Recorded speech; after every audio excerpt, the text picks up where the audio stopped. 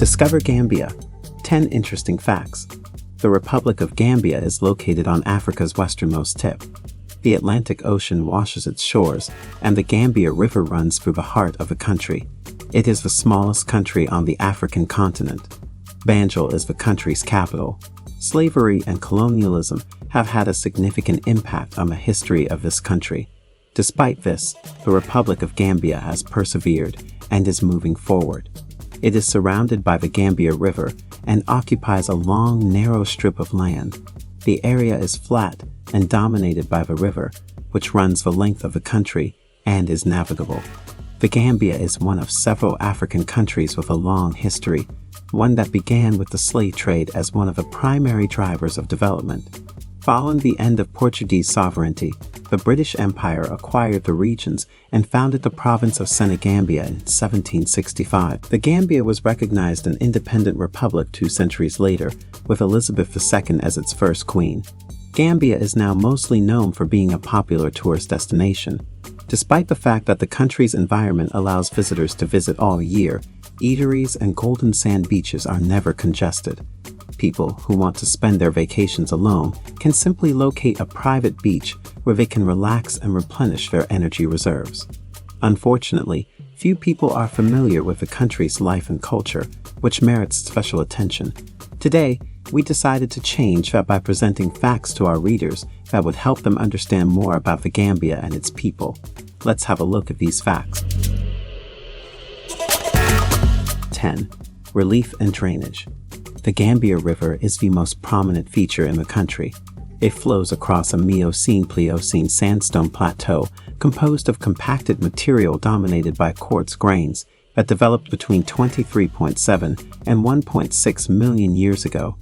Narrow valleys are separated from each other in the east by broad interfluves or flattish hills. Lower and smaller sand hills alternate with sand-filled depressions to form a flat plain in the west. 9. Soils and climates. The Gambia has a wet and dry tropical climate with an intense rainy season that lasts roughly from June to October and a longer dry season. The rainy season lasts longer along the coast, and rainfall is greater, with rainfall decreasing eastward. The average annual rainfall at Undum is around 50 inches, and the mean monthly temperature is in the upper 70s Fahrenheit, with the comparable values at Basse Santa Sue, about 435 kilometers inland, are about 40 inches in the low 80s. The relative humidity is high, but it declines from December to April when the Harmattan, a dry northeastern breeze, takes over. 8. Ethnic groups. The river basin served as a transit point for persons fleeing the turbulence of Western Sudanese warfare dating back to the 12th century. The Diola, Jola, are the country's oldest inhabitants. They now live primarily in Western Gambia. The Malink are the largest ethnic group, accounting for roughly 1/3 of the population. The Wolof, who are the majority in Senegal, are also the majority in Banjul. The Fulani populated the upper reaches of the river, and their kingdom, Fialadu, rose to prominence in the late 1800s. In the upriver districts, the Sonic, a combination of Malink and Fulani, are also found. 7. Language. The Gambia's official language is English. The Gambia, like most former British colonies, has kept the colonialist language. English was adopted during the colonial period and has remained the predominant language of instruction in schools long after the colonial period ended.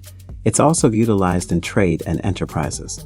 However, English is only spoken as a first language by about 1,000 Gambians, and it is spoken as a second language by 40,000 others.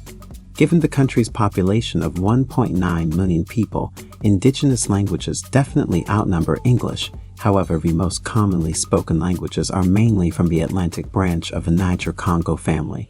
Mandinka and Wolof are the official languages of the country, while Pular, Ful, Serer, Diola, and Sonic are also spoken. 6. Religion. The majority of the population is Muslim. There are a limited number of Christians, mostly Roman Catholics, as well as some traditionalists. Islam arrived in this section of West Africa via the Sahara early in the 2nd millennium and swiftly established itself as the dominant religion, with the majority of the population converting. However, unlike more strict Islamic countries, there is no strict adherence to Sharia law, and while the majority of the population of modern-day Gambia devotedly follows the basic tenets of Islam and does not eat pork or consume alcohol, there is no obvious evidence of religious affiliation in dress or behavior. Even the two main mosques in Serekunda and Banjul, while being widely visited, are unostentatiously ornamented. The muezzins have not a call to prayer is sometimes the only indication they are present. This is a country that is religiously dedicated but wears its faith casually. 5. Economy: agriculture, forestry, and fishing.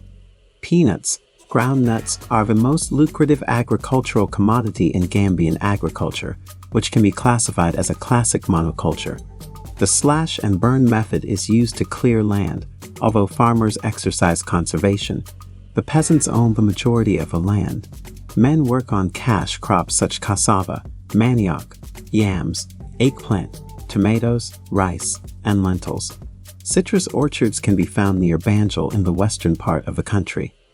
With the growing use of fertilizers and ox-drawn equipment, as well as the introduction of superior seeds, peanut production has increased. The government has pushed rice growing in order to diversify the economy.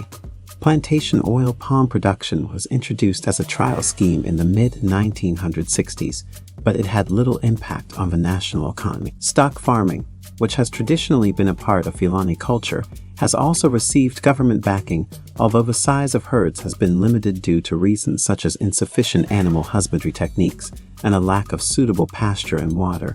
Droughts in the 1970s and 1980s wreaked havoc on agricultural production, especially upriver. However, the country was not as badly affected as other countries in the region, and recovery has been gradual. 4. Resources and power. The Gambia contains a small number of mineral resources that have been exploited. Clay, sand, and gravel are dug in small quantities for local usage. Foreign investors have been given permission to explore offshore blocks for possible petroleum and natural gas reserves, but no production has yet resulted from their efforts. Although the Gambia River has hydropower potential, no dams are located inside the country's borders. To meet the country's energy demands, oil is imported. Electricity is only available in sections of Banjul and a few interior cities, and it is inconsistent at best.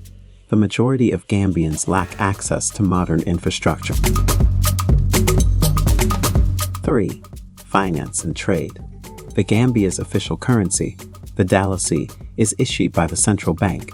There are also a number of private banks in the country. For such a small country, the Gambia used to have a significant amount of trade.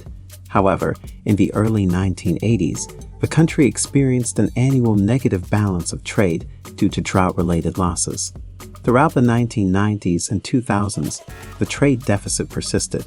As more people, particularly young males, have moved to the metropolitan areas surrounding Banjul, peanut production has decreased. Cotton, rice, and cattle are among the Gambia's exports, in addition to peanuts. Furthermore, re-exporting items accounts for a significant component of the country's export commerce. Petroleum products, lumber, and cement are among the other commodities that must be imported. Guinea-Bissau, Côte d'Ivoire, Vietnam, Spain, and Brazil are all trading partners. Senegal is another important trading partner, though much of the trade is unofficial and smuggling of peanuts and other items into the country is a concern. Gambia is heavily reliant on foreign help. 2. Manufacturing. Peanut processing is the country's most important industry. The crop is sold to agents of the Gambia Groundnut Corporation, known as the Gambia Produce Marketing Board, until 1993, which sets the season's price in advance, pays the farmers in cash, and exports the harvest. The agents arrange for the peanuts to be transported to Banjul or Kuntur, where they are shelled and shipped. A considerable portion of the crop is pressed into oil at pressing mills once it has been shelled. Cattle cake is made with the leftovers. The construction business has risen in lockstep with the tourism industry's expansion. Food, beverages, textiles, footwear, and wood goods are all examples of little industries. Villages all around the country produce handicrafts and other small-scale local artisan industries. 1. Transportation. The Gambia River has long been the primary link between the interior and the coast, but a modern all-weather road now runs from the eastern border to the coast, paralleling the river on both sides. Subsidiary roads are also available across the country. The bulk of the roads in the Gambia are unpaved. At Banjul and other sites where there are no bridges, ferries cross the river, and small watercraft are common modes of transportation. Although the Gambia International Airlines operates out of the International Airport in Undum, southwest of Banjul, there are no trains or local air services. Banjul is the principal port. The Gambia is a great spot to spend some time and go on a tour. While we're here, we tend to learn a lot about the people's cultural lives, as well as the cost of living, transportation, and other topics. We hope you enjoyed your trip of Gambia with us. For more videos from Africa Reloaded, don't forget to like, share, subscribe, and turn on the notification button.